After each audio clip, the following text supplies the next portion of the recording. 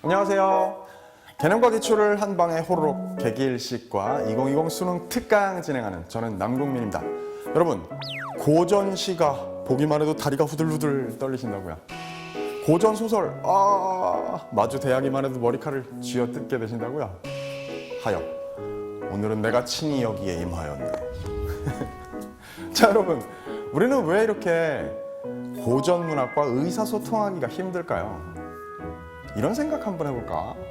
학교에서 내 짝꿍이 아주 현란한 언어를 구사하는 친구예요.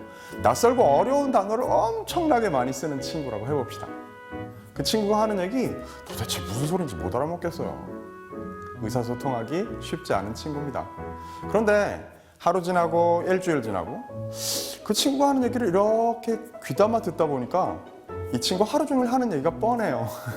자기 자랑 아니면 오늘 급식에 뭐 나올까가 기대된다는 이야기? 아니면 자기가 좋아하는 연예인 예찬. 그 세 가지 얘기밖에 안 한다면 그 친구가 사용하는 단어들을 다 알지 못하더라도 무슨 말을 시작하면 지금 또 무슨 얘기하는구나 알 수 있게 되죠. 고전 문화 그거하고 비슷합니다. 어려운 말 속에 숨어있는 뻔한 이야기. 그러니까 여러분, 고전 문학과의 의사소통, 일단 겁먹지 않고 덤벼드는 그런 자신감 있는 태도가 제일 중요해요. 고전시가, 고전소설 어떻게 의사소통하면 좋을지 조금만 더 자세히 알아볼까요? 고전시가를 완벽 정복하는 가장 효율적이고 기본적인 요령, 바로 이겁니다. 유형을 알아두자. 고전시가는요, 특히 수능시험에 제일 잘 나오는 시조와 가사의 경우는요, 제가 지금부터 소개해드릴 단 4가지 유형밖에 없다, 이렇게 생각해도 과언이 아니겠습니다. 궁금하시죠? 자, 뭘 봐야 그 유형들을 이해할 수 있는지 아세요? 작품 안에서 어떤 대상을 다루고 있는지, 그리고 그 대상에 대한 태도가 무엇인지, 이 2가지로 유형 4가지를 제시합니다. 제1유형은요, 자연물, 그리고 자연 속에서 사는 삶에 대해서 깊은 만족감을 드러내고 예찬하는 유형입니다. 제2유형은요, 임금과 나라에 대해서 걱정하는 유형이에요. 3번째 유형은요, 부정적인 세태와 인간 비판하고 풍자하는 유형입니다. 마지막 4번째, 떠나간 님을 그리워하는 유형이에요. 어렵지 않죠? 자, 좀 더 구체적인 예로 얘기를 해볼까요? 2019년 3월 3학년 학평에 이홍유의 산민육가라는 매우 낯선 작품이 출제가 됐습니다. 하지만 이 4가지 유형에 대해서 알고 있는 학생이라면 저 친구 제1유형에 속하는 자연 속에서 살아가는 삶에 깊은 만족감을 표시하는 그런 시가에 해당하는군, 바로 알 수 있게 되겠죠. 여기서 2번째 고전시가 정복에 중요한 팁을 드리도록 하겠습니다. 저 친구 저거 어느 유형에 속한다 라는 거 알게 됐으면요, 그 작품들을 공부해 둘 때 혹은 감상할 때 그 유형 안에서 자주 사용되는 빈출 어휘를 공부해 두고 익혀 두십시오. 제5수 볼까요? 중장에 보니까 맨날 저런 종류의 시가들에 등장하는 홍진이라는 말이 나오네요. 붉은 먼지라는 뜻이에요. 무슨 뜻일까요? 맞아요, 속세. 왜? 길을 수레가 지나가고 말이 지나가고 포장되지 않은 길을 그렇게 많은 사람들이 왕래하면 붉은 먼지가 피어올랐어요. 그래서 홍진이 저런 시가들에서 흔히 속세를 의미하는 단어로 사용됐습니다. 종장에 보은이 어렵다고요? 보은? 왜 갑자기 은혜 갚는 얘기가 나올까요? 여러분 알고 있죠? 이런 노래들 흔히 이런 표현들을 활용합니다. 오호, 내가 이렇게 자연 속에서 한가히 노니는 것도 모두 임금의 은혜입니다. 아시죠? 그래서 그 임금의 은혜를 갚아야 되겠다는 의식이 저렇게 표출이 되는구나 라는 걸 알 수 있다는 거예요. 자, 유형 4가지에 대해서 알아두시고요, 그 각각의 유형에서 자주 등장하는 어휘들을 익혀둔다면 아무리 낯선 고전시가가 여러분 시험지에 인쇄되어 있어도 충분히 자신감을 갖고 읽어내고 문제도 다 맞을 수 있습니다. 자, 다음은 고전 소설과 소통하는 방법입니다. 너무 어려워하지 맙시다. 우리 사극 한 편 본다고 생각할까요?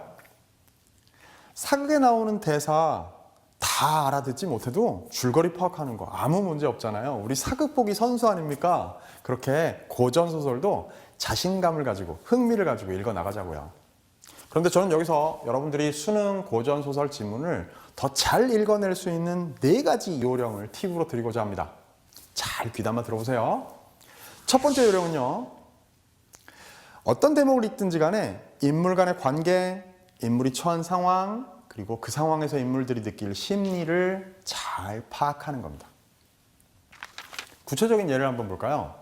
작자 미상의 영웅 군담 소설 조웅전의 한 대목을 보고 계십니다. 소저가 등장하고요. 부인이 등장해요. 소저가 울고 있네요. 왜 울고 있니? 라고 물었더니 사랑하는 내 낭군 조웅이 죽어간 신물인 부채를 잃어버려서 운다고 얘기합니다. 부인은 그거 내가 감춘 건데 그 부채는 내 아들의 부채. 아니 너는 그렇다면 두둥 나의 며느리. 이런 상황이 펼쳐지고 있는 겁니다. 자, 이 상황에서 인물들은요 어떻게 관계가 변화했나요? 그냥 남인 줄 알았는데 알고 보니까 서로 시어머니와 며느리 관계라는 사실을 알게 됐고요. 너무나 놀라고 또 반갑고 아끼고 사랑하는 마음이 막 샘솟았겠죠. 자, 아마도 위에서 슬퍼서 울었던 소저는 나중엔 기뻐서 눈물을 흘렸을지 모르겠네요. 이렇게 관계, 상황, 심리에 주목하는 독법, 줄거리 파악의 핵심적인 요소가 됩니다. 두 번째 팁 드립니다. 고전 소설을 읽어내기가 어려운 진짜 중요한 이유는 뭐냐면 동일한 인물을 가리키는 지칭어들이 자꾸만 변한다는 거예요. 자, 이 지문에서도 보세요. 낭군, 웅, 장진사댁 사위, 대원수, 원수, 소생, 조웅. 저런 단어들이 모두 우리의 주인공 조웅을 가리키는 말입니다. 저렇게 변화하는 말들이 모두 동일인을 지칭한다는 사실을 실수 없이 파악할 수 있어야만 원활하게 줄거리 파악이, 사극 감상이 가능해지겠죠. 자, 세 번째 팁입니다. 소재나 배경이 하는 서사적인 기능에 대해서도 놓치지 말고 파악할 수 있어야 해요. 예를 들어 이 대목에서 부채라는 소재는 어떤 역할을 하고 있습니까? 맞아요. 서로가 누구인지 모르던 두 사람이 부채를 매개로 해서 고부지간임이 밝혀지게 되네요. 그런 역할을 부채가 담당하고 있습니다. 마지막 4번째 팁입니다. 고전소설에 흔히 등장하는 서술자의 개입도 놓치지 말고 발견할 줄 알아야 하겠습니다. 자, 저 지문에서 서술자가 이 상황을 어떻게 바라보고 있는지 자기의 주관을 노출한 부분이 눈에 보이십니까?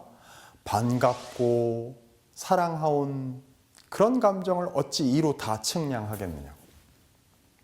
이렇게 4가지 요령에 의해서 지문을 읽어낼 수 있어야만 고전소설 빠르고 재미있고 또 정확하게 읽어낼 수 있는 겁니다.